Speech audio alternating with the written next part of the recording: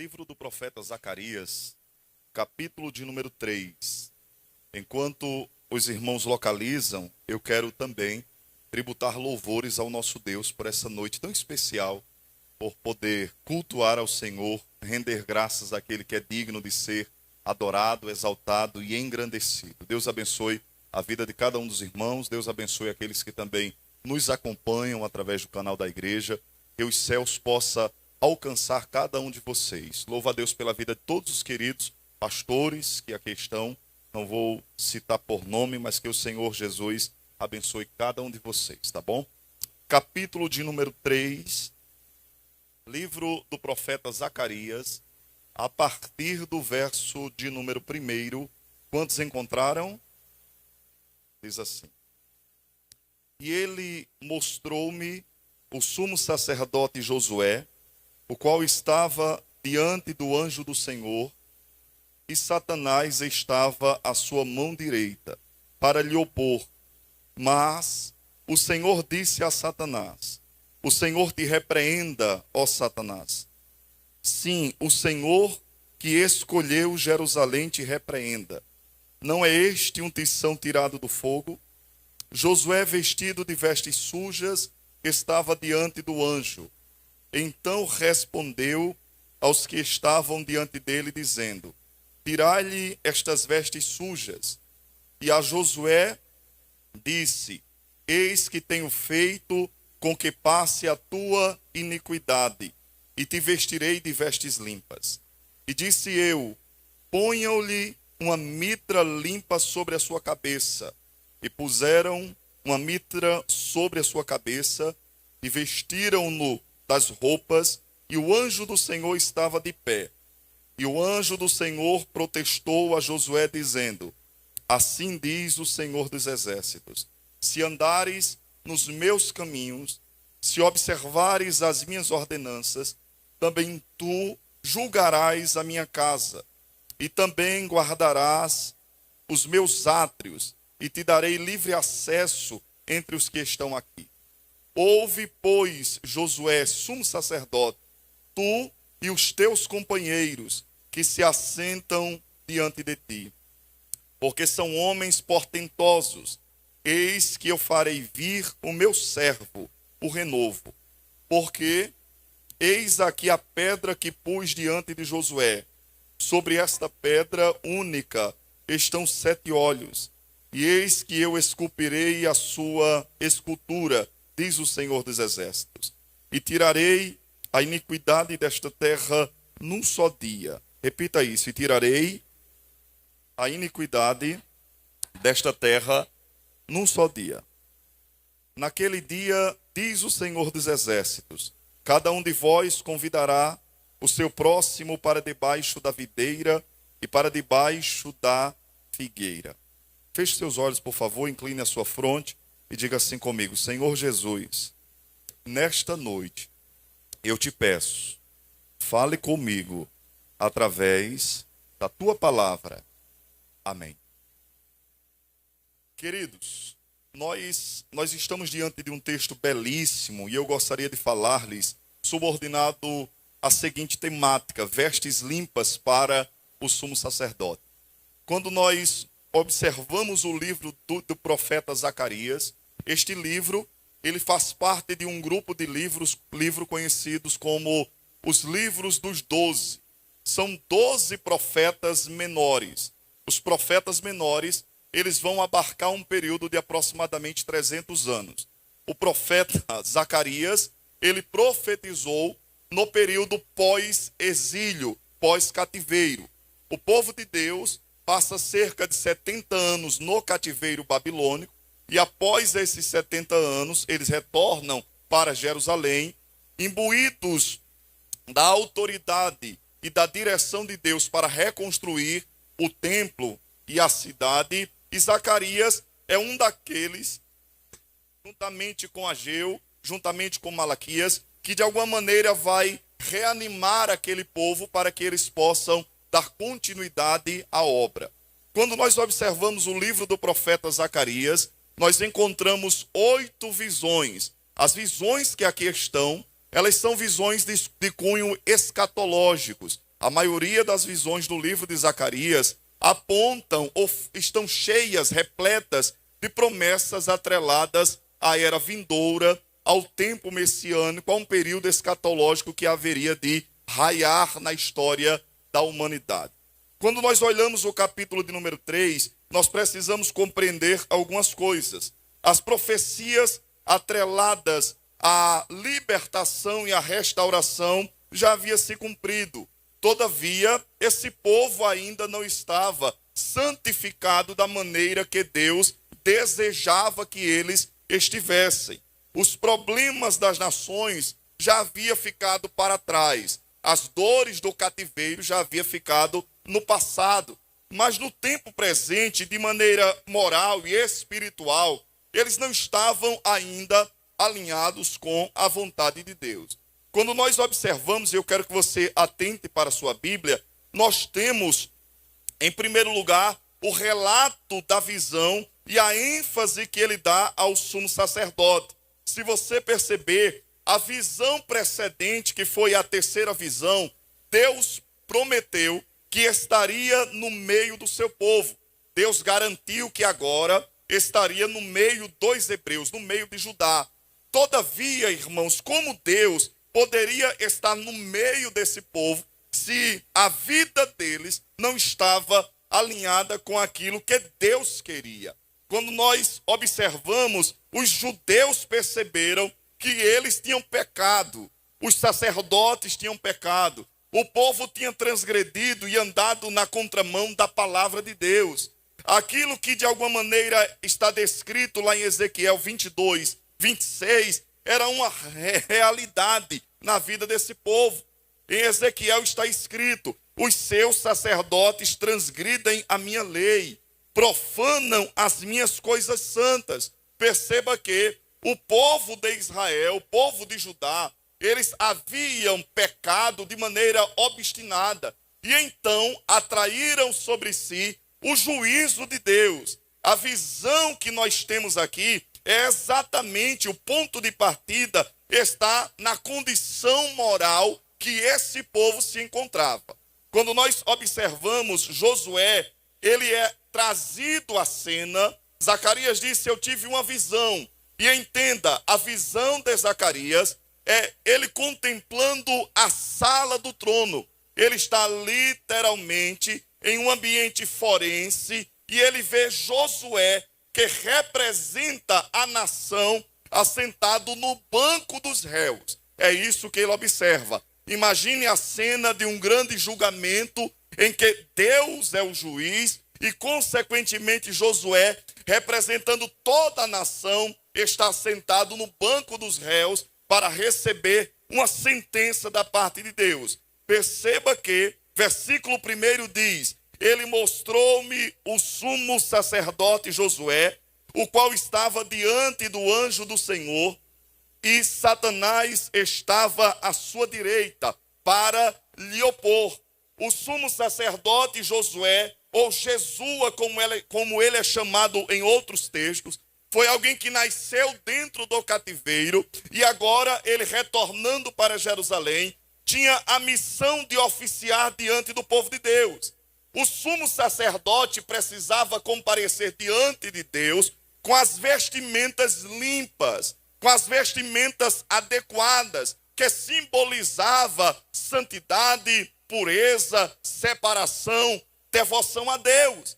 Mas quando nós observamos, versículo de número 4, nos diz que as vestes de Josué estavam sujas. As vestes de Josué estavam manchadas, maculadas. Josué representa toda a nação. Nós não podemos olhar apenas o indivíduo, o sumo sacerdote Josué, mas precisamos olhar a representação de todo um povo, de toda uma nação. Eles estavam diante de Deus com as vestes impuras. Eles estavam sujos, eles estavam maculados e eles estavam assentados no banco dos réus nessa condição. Imagina que a cena da visão descrita por Zacarias é uma cena extremamente pessimista a priori, porque o líder da nação, aquele que era responsável pelo sacerdócio, está diante de Deus oficiando de vestes sujas, representando um povo cujas vestes também estão sujas. E tem mais, como se não pudesse piorar a cena, nós observamos que nesse mesmo tribunal nós temos a presença de Satanás. O diabo, ele aparece estando junto ao anjo do Senhor. Satanás, ele faz um papel de promotor, de acusador. O papel dele é exatamente elencar e apontar as falhas do sacerdote e, consequentemente, também as falhas de toda uma nação que está diante de Deus. Se você observar, esse sempre foi, ao longo da Bíblia, o papel de Satanás. Ele é o acusador por excelência. Foi ele que compareceu diante de Jó, e quando Deus disse: tens visto o meu servo Jó, homem íntegro, reto, temente a Deus e que se desvia do mal, Satanás disse: mas também ele faz tudo isso porque vive de uma maneira tranquila, ele tem fortuna, ele tem honra, ele tem glória, ele tem paz, mas toca nas coisas dele e tu perceberás que ele vai blasfemar de ti na tua face. Satanás tem esse posicionamento. Esse mesmo Satanás, em Apocalipse 12, verso 10, ele também é chamado de o acusador dos nossos irmãos. Perceba que o fato de Josué e o fato da nação de Israel, que está sobre os seus ombros aqui, está com as vestes sujas, abre precedentes para que Satanás resista, para que Satanás se oponha, para que Satanás o acuse. Eu e você precisamos compreender essa mesma realidade. Esse modelo paradigmático de relacionamento com Deus não mudou em nada. Deus deseja que nós compareçamos diante dele com vestes limpas. A Bíblia diz: nunca falte óleo sobre a sua cabeça e as tuas vestes estejam sempre brancas. Isso fala-nos de pureza, isso fala-nos de separação, isso fala-nos de santidade, isso fala-nos de uma vida agradável a Deus. Quando nós negligenciamos esses aspectos, de alguma maneira, nós abrimos precedentes para que o inimigo das nossas almas, ele resista, ele se oponha, ele se coloque em uma posição de acusar diante de nós mesmos, na nossa consciência. Então Satanás, ele de alguma maneira, ele traz à tona aquilo que era notório e perceptível. O povo de Deus está andando na contramão da vontade de Deus. Satanás, de alguma maneira, ele está se utilizando daquilo que é uma base legal. Deus é justo, Deus é um justo juiz, Deus é alguém que não pode ser indiferente à iniquidade, Deus é alguém que não é alheio ao pecado, Deus não pode fazer vista grossa ao erro, e portanto Satanás está dizendo: Josué é indigno de estar diante de ti. Esse povo é indigno de estar diante da tua presença. A mensagem que está sendo elencada aqui é exatamente Satanás argumentando com o Senhor e dizendo: Deus, o Senhor não pode receber Josué, porque as vestes dele continuam sujas. O Senhor não pode receber a nação, porque ela continua agindo na contramão da vontade de Deus. A situação que nós temos aqui, como diz o John MacArthur, é uma situação crucial.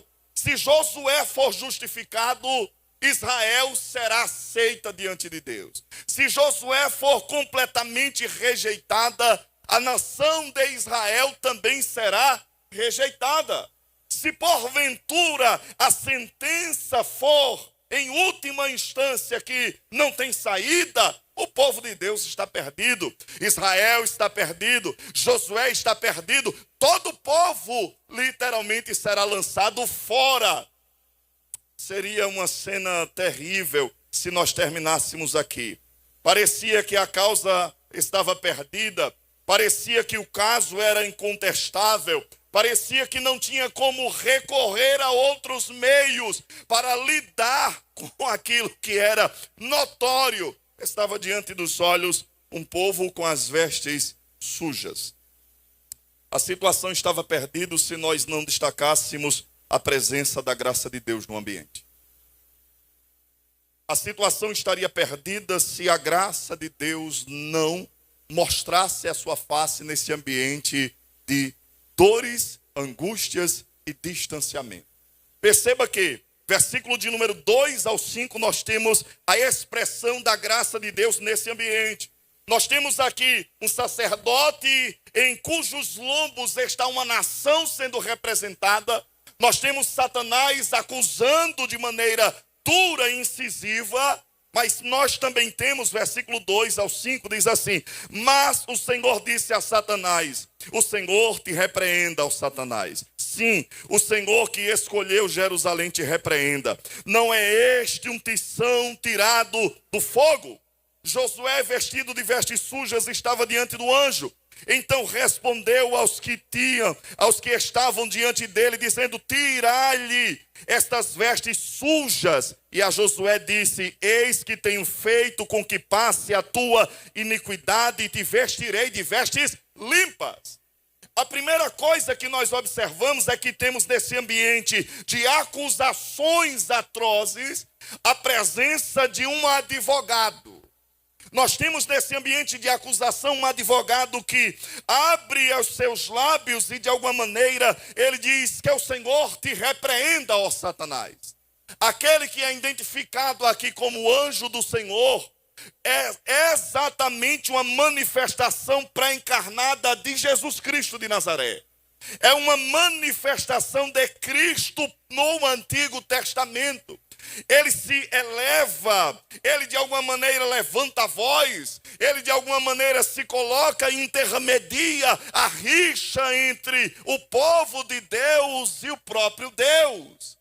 A função de Jesus no tempo presente é ser o nosso sumo sacerdote, aquele que media as nossas demandas diante de Deus, aquele que media as nossas rixas e querelas diante do Altíssimo, Soberano e Santo Deus. Nós temos um Jesus Cristo que, conforme 1 João 2, 1 e 2, a Bíblia diz: filhinhos, essas coisas eu vos escrevo para que não pequeis, mas se alguém pecar, nós temos perante Deus Jesus Cristo, que é um advogado justo.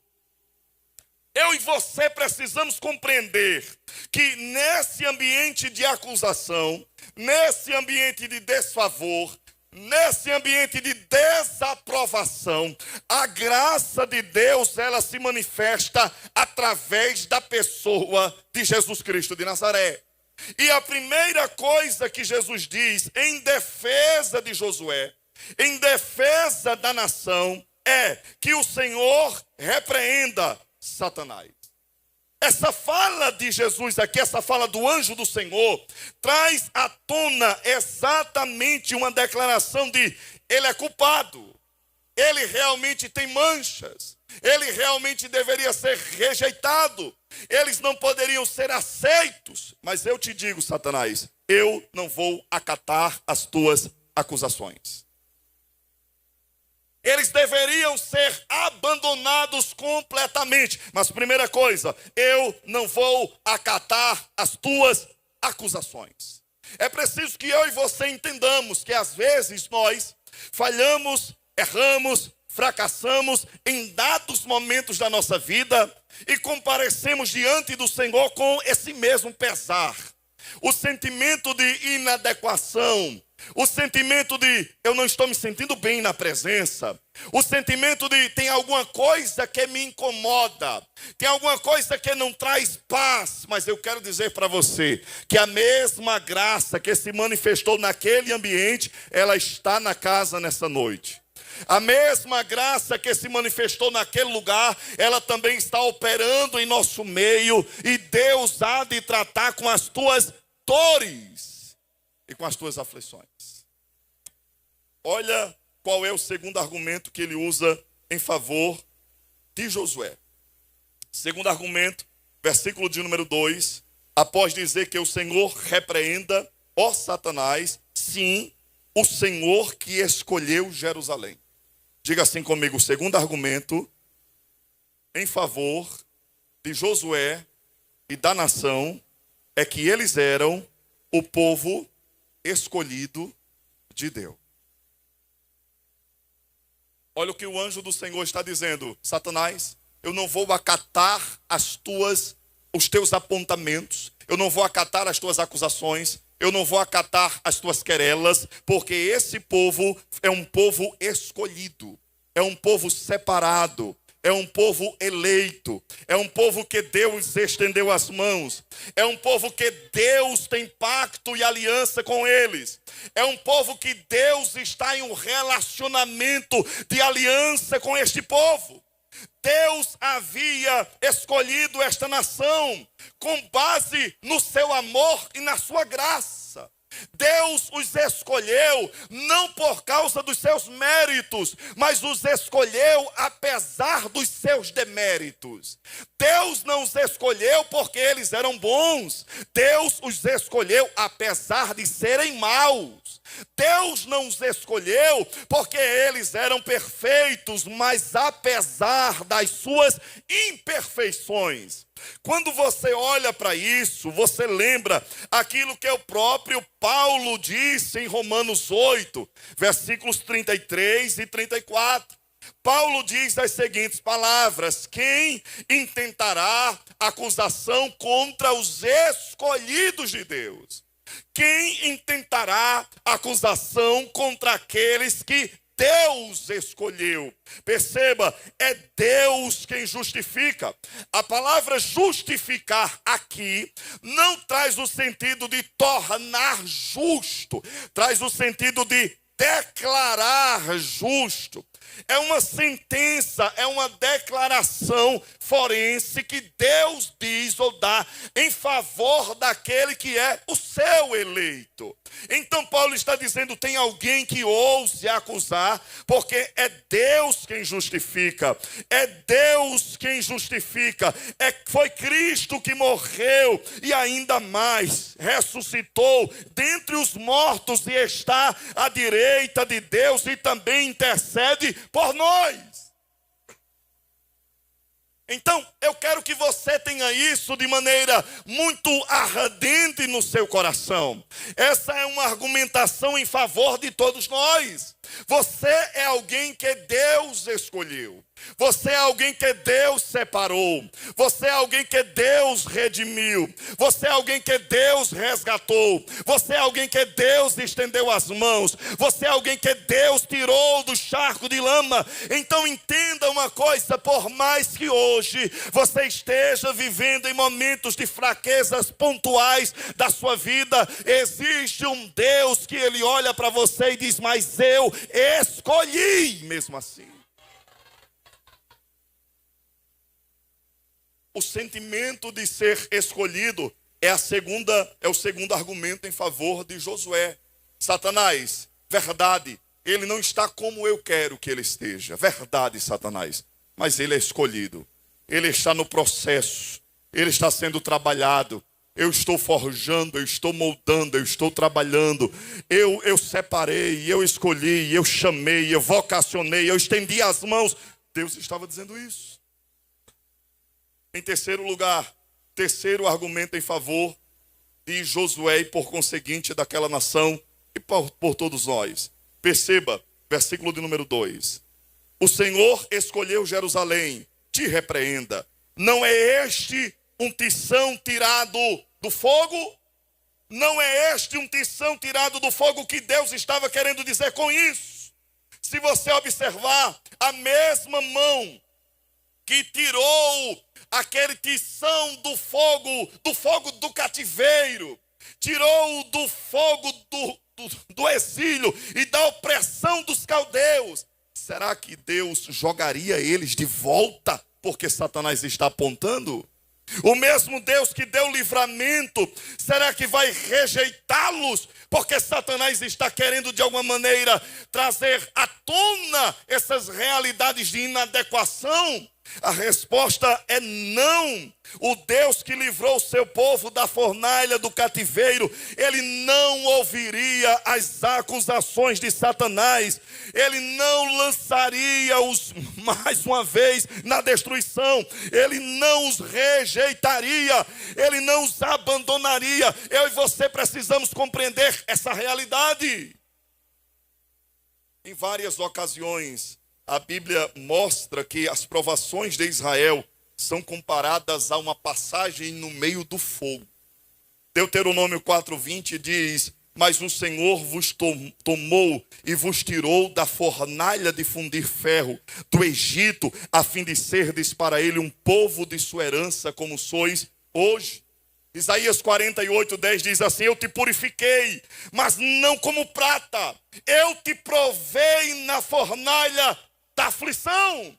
Eu tirei você do meio do fogo, eu tirei você do meio das chamas, eu tirei você de uma situação terrível. Quando Pedro vai dirigir-se à igreja, ele usa uma linguagem similar em 1 Pedro 1:7, e ele diz: para que a provação da vossa fé, mais preciosa do que o ouro que é provada e não perece, embora provada no fogo, ela redunde em louvor, glória, honra e revelação de Jesus Cristo. Pedro está dizendo a mesma coisa. A nossa fé, ela é provada, e as provações são como fogo, as provações são como chama, as provações são como situações que literalmente causam danos. O Deus que te arrancou, o Deus que te tirou como um tição chamuscado do fogo, ele está dizendo: eu não vou abandonar, ainda que no tempo presente não esteja do jeito que eu desejo que esteja. Aleluia.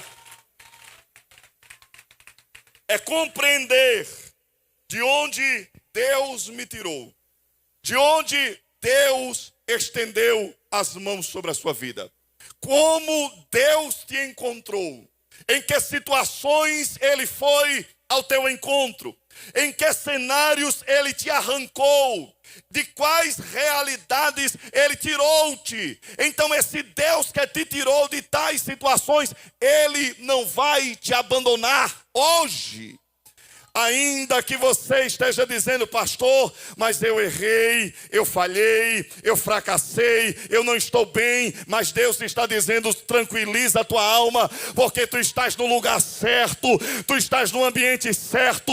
Sou eu que vou trabalhar em você, sou eu que vou mudar a tua vida, sou eu que vou mudar as tuas vestes, sou eu que vou trabalhar no teu ser. Você acredita nisso? Levante a sua mão e dê um glória a Deus bem alto.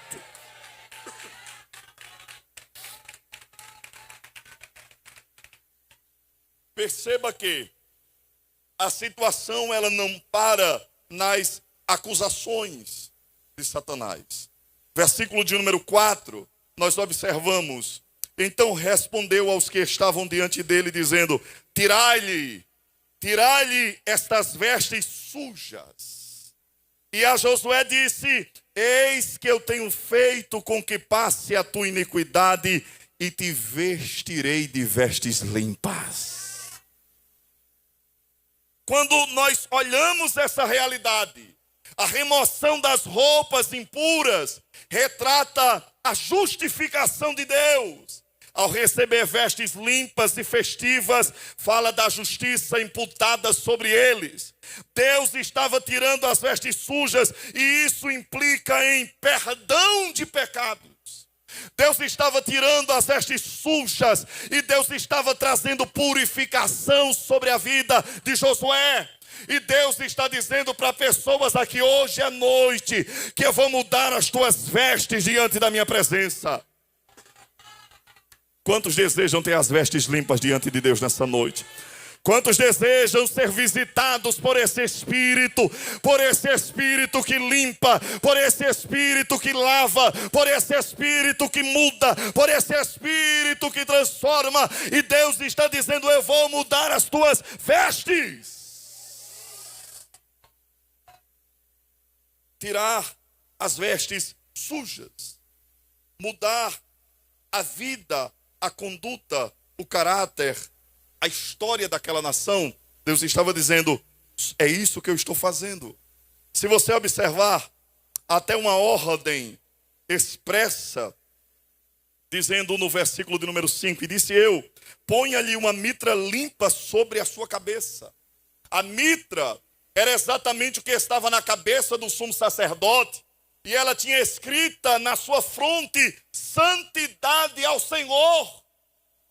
Josué estava completamente sujo, do alto da cabeça à planta dos pés. Mas Deus tirou as vestes sujas, colocou as vestes limpas, e ouviu-se naquele ambiente dizendo, coloca uma mitra limpa na cabeça dele.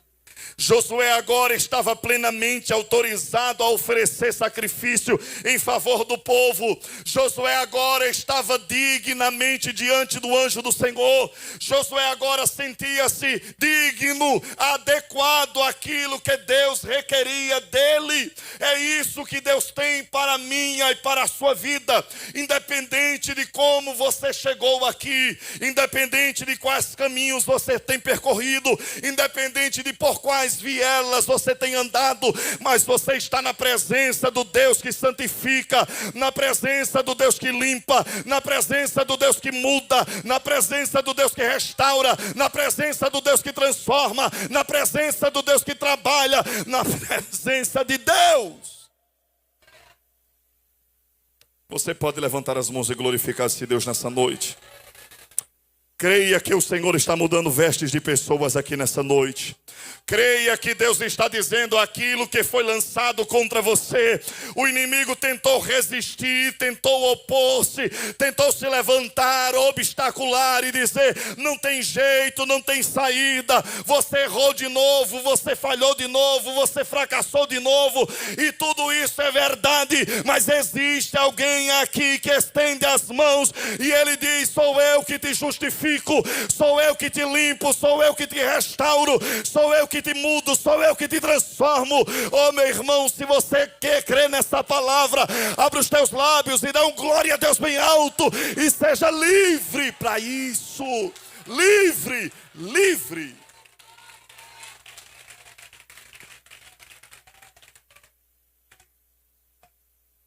Às vezes nós desconhecemos essa disponibilidade graciosa de Deus nos restaurar. Caímos, fracassamos e permanecemos em abismos profundos. É preciso que você entenda que Deus, de maneira graciosa, está disposto a te restaurar, independente de como você está aqui nesta noite. Versículo 7, versículo de número 8. Após esta restauração, após Josué então, com vestes limpas e mitras sobre a cabeça, representando Israel, estarem dignos de comparecer diante de Deus da maneira adequada, versículos de número 7 e 8, apresenta-nos uma responsabilidade que nós não devemos nos esquecer. Olha o que diz a Bíblia. Assim diz o Senhor dos Exércitos, se andares nos meus caminhos, se observares as minhas ordenanças, também tu julgarás a minha casa, e também guardarás os meus átrios, te darei livre acesso entre os que estão aqui. Ouve, pois, Josué, sumo sacerdote, tu e os teus companheiros que se assentam diante de ti, porque são homens portentosos, eis que eu farei vir o meu servo, o renovo. Josué estava purificado, e então Josué estava apto a comparecer diante de Deus. Mas a continuidade desse ministério também dependia dele. A continuidade dessa fidelidade também dependia de Josué. O Dr. Russell Shedd, ao comentar esse texto, ele diz o seguinte: a salvação é de graça, porém existem muitos benefícios e bênçãos na vida cristã que dependem da nossa obediência à palavra. A ordem de Deus para Josué e para a nação era essa: vocês estão aptos a oficiarem diante da minha presença. Mas a ordem, Josué, é essa: se vocês andarem nos meus caminhos, se observarem as minhas ordenanças. Josué, mantenha-se adequado à minha vontade. Mantenha-se obediente à minha palavra. Mantenha-se fiel aos meus preceitos. Mantenha-se aliado com as minhas vontades. Mantenha-se adequado com aquilo que eu estabeleci para você. Existem bênçãos que precisam ser derramadas sobre a sua vida. E as vias por meio das quais as bênçãos serão derramadas é através de uma vida piedosa, uma vida de obediência, uma vida de observância da palavra, uma vida de inadequação com aquilo que o mundo oferece. E Deus estava dizendo: Josué, faça isso e você terá livre acesso aqui diante da minha presença. Você terá livre acesso. Quando o texto diz que ele terá livre acesso à presença, irmãos, se você permanecer adequado com a minha palavra, acesso a que lugar, pastor? O conselho celestial. É acesso à presença de Deus sem nenhum obstáculo. É calar a boca do próprio Satanás que estava acusando. É dizer para ele: você agora é livre, meu filho. Você agora é livre, meu filho. Oh, meu irmão, é isso que Deus deseja para cada um de nós. É que você viva essa plenitude da liberdade. É que você sinta-se em paz na presença de Deus. É que você sinta-se livre na presença de Deus. É que você não permita que nada nem ninguém venha estender as mãos e te acusar de nada. Porque você tem liberdade. Que você saia daqui nessa noite com o coração convicto e desejoso e dizendo: Deus, eu vou viver de acordo com a tua palavra. Eu quero viver uma vida obediente. Eu quero viver uma vida de observância. Eu quero viver uma vida de adequação. Ajude-me a viver de maneira que glorifique o teu nome. Ajude, Senhor, a viver uma vida pura, piedosa, agradável. É isso que eu desejo. Josué, se você fizer isso, você terá livre acesso na minha presença. Se você fizer isso, você terá livre acesso à presença. Sem que nada te acuse, sem que nada te aflinja, sem que nada traga inquietações para a tua alma. Seja livre nessa noite. Seja livre nessa noite em nome de Jesus. Quantos podem desfrutar dessa liberdade adorando a Deus? Eu convido você a abrir seus lábios e adorar o Senhor. Só quem sente-se livre nessa noite. Só quem sente-se livre nessa noite, em nome de Jesus, em nome de Jesus. Eu quero ministrar que toda acusação ela caia por terra agora, em nome de Jesus. Tudo aquilo que te afligia, em nome de Jesus, caia por terra. E você seja livre para adorar o teu Deus nessa noite. Seja livre para engrandecer e bendizer o nome do Eterno nessa noite. Seja livre para levantar as suas mãos e oferecer a sua melhor adoração a Deus nessa noite. Porque em nome de Jesus, quando você compreende essa verdade, você abraça, vivencia essa realidade. Você deve sair daqui dizendo: Deus, eu quero viver sempre desta maneira, livre, livre, livre, livre, livre.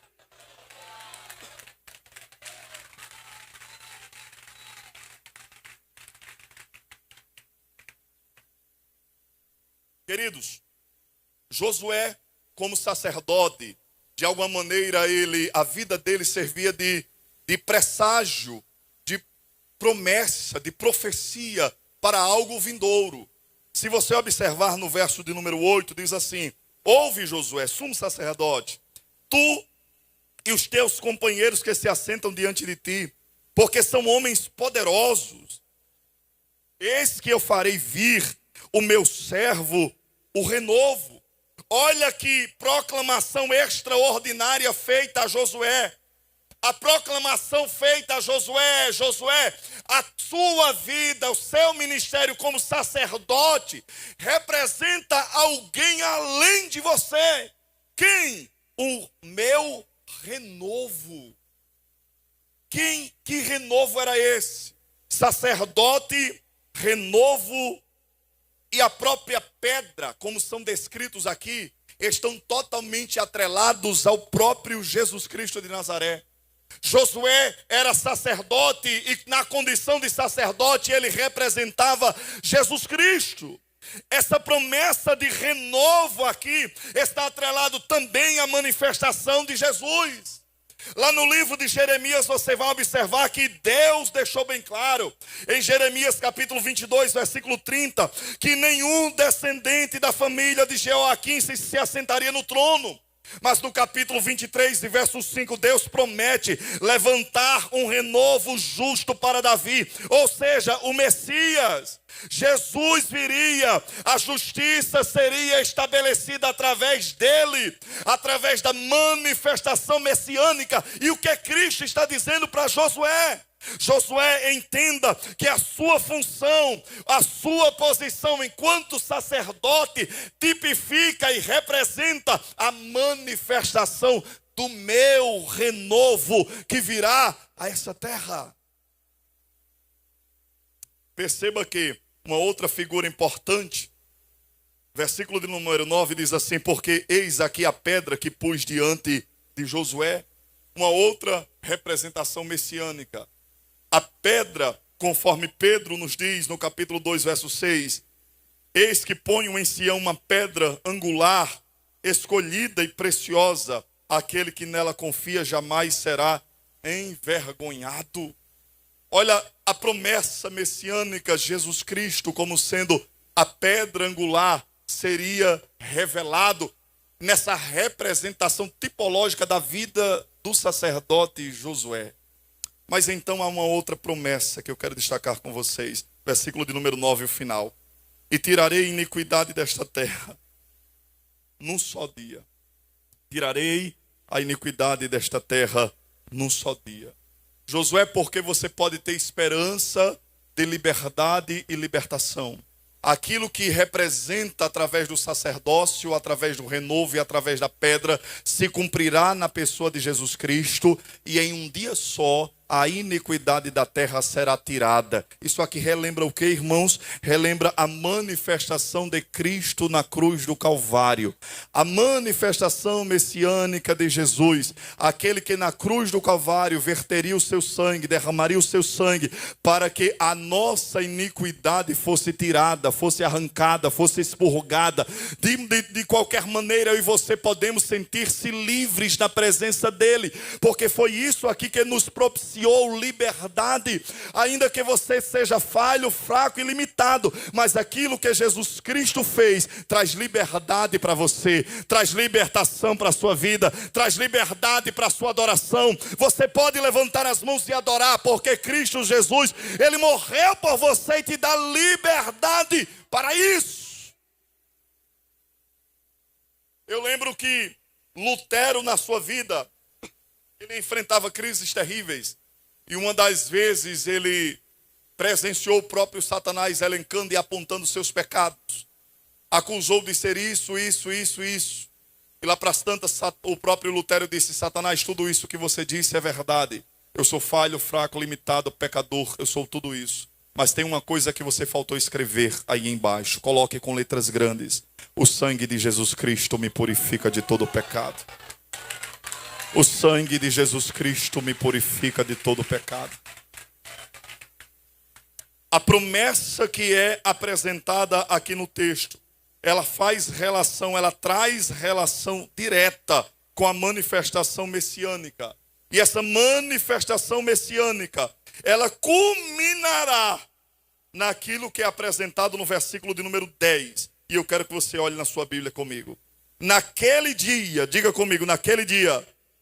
Bem forte, naquele dia. Isso aqui é uma promessa escatológica. Nos últimos tempos, naquele dia, diz o Senhor dos Exércitos: cada um de vós convidará o seu próximo para debaixo da videira e para debaixo da figueira. O que quer dizer isso? Se você observar na Bíblia, 1 Reis 4, 25, nos dias de glória do reino do império governado por Salomão, quando havia paz, quando havia prosperidade, quando havia inteireza dentro daquele império, a Bíblia diz que eles se assentavam debaixo da figueira, desde Dan até Berseba, todos viviam em paz. A Bíblia nos diz em Miqueias capítulo 4, versículo 4, Uma outra promessa, uma outra profecia, diz assim: mas assentar-se-á cada um debaixo da sua videira e debaixo da sua figueira, e não haverá quem os espante, porque a boca do Senhor dos Exércitos disse. O que isso quer dizer ou tem a ver conosco? Tudo. Deus estava dizendo para Josué: Josué, eu estou te purificando, eu estou te limpando, eu estou tirando as vestes sujas, eu estou colocando vestes limpas, mitra na cabeça, e eu estou dizendo para você: um dia, através de você, através daqueles que descendem de vocês, se manifestará o meu renovo. Quando ele se manifestar, ele vai expiar os pecados em um só dia. Quando ele se manifestar, ele vai trazer um tempo de paz. A paz que foi vivenciada nos dias de Salomão, ela não se compara à paz que foi vivenciada nos dias de Salomão. Ela não chega nem perto da paz que o meu filho Jesus Cristo de Nazaré trará para o meu povo. Há uma promessa de vitória final estabelecida através do reino messiânico. Aquilo que é descrito aqui no verso 10 se cumprirá de maneira plena na segunda vinda de Cristo. Aquilo que é apresentado aqui no verso 10 se cumprirá plenamente quando Cristo Jesus vier das nuvens com poder e grande glória. Ele vai estabelecer uma paz plena, completa, integral, inteira para cada um de nós. Enquanto nós não chegamos lá, nós vamos enfrentando esses momentos de alto e baixo na nossa vida. Momentos de fraquezas, momentos de falhas, mas o Senhor sempre vem ao nosso encontro e diz: mas eu restauro porque eu escolhi. Enquanto não chegamos lá, ele vem ao nosso encontro e diz: Satanás, fique calado, porque ele é povo meu, é povo meu, é povo meu, é povo meu, é povo meu.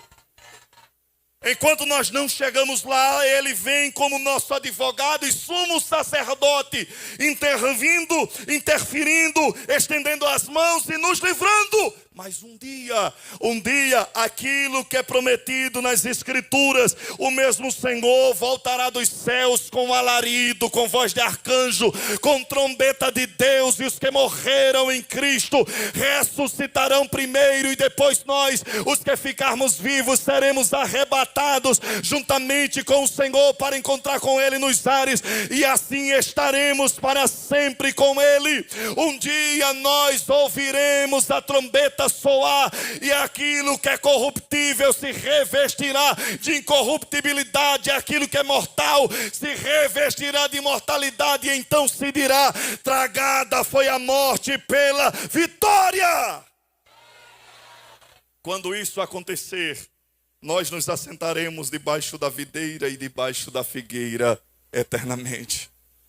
Quando isso acontecer, nós viveremos a eternidade de maneira pacificada, sem lutas, sem conflitos, sem embates, sem tentações, e nosso coração deve dizer diuturnamente: Maranata, ora vem, Senhor Jesus. Ora vem, Senhor Jesus. Ora vem, Senhor Jesus. Hoje é noite de Deus trocar as nossas vestes e reanimar o nosso coração nesse lugar. Hoje é noite do Senhor visitar a nossa alma, reanimar-nos, colocar-nos de pé e dizer: descansa, porque há esperança para você. Descansa, porque eu comecei a boa obra, eu vou aperfeiçoar até o dia do Senhor. Descansa, porque eu não vou te abandonar no meio do caminho. Descansa, porque eu não vou te rejeitar.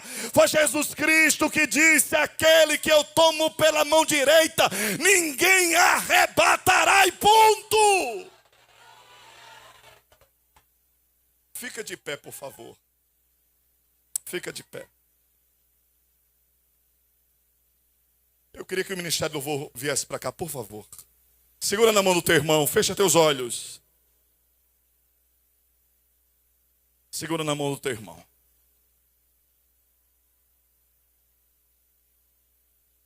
Você vai começar a falar com Deus agora. Talvez você tenha chegado aqui com a sua consciência pesada. Você falhou, você errou, você entristeceu o espírito. Você fez coisas que sabe que Deus não se agrada. E até agora a tua consciência está pesando, teu coração está triste. Você não consegue nem sequer adorar a Deus. Mas nessa noite Deus está dizendo: estou tirando as tuas vestes sujas e colocando vestes limpas sobre você. Eu vou dizer isso de novo: estou tirando vestes sujas e colocando vestes limpas sobre você. Eu convido você a abrir os seus lábios e adorar o Senhor por alguns instantes. Fecha teus olhos. Faça barulho de adoração a Deus. Pode louvar. As minhas lamparinas estão acesas.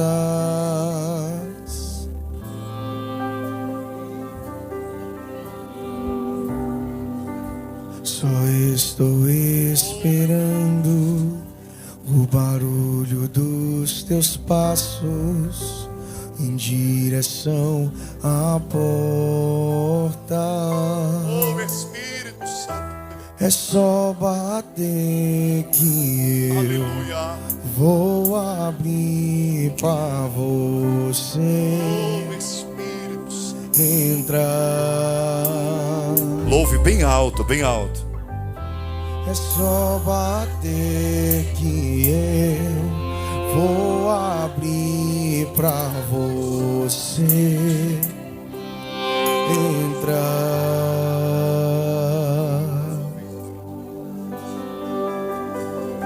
Aleluia.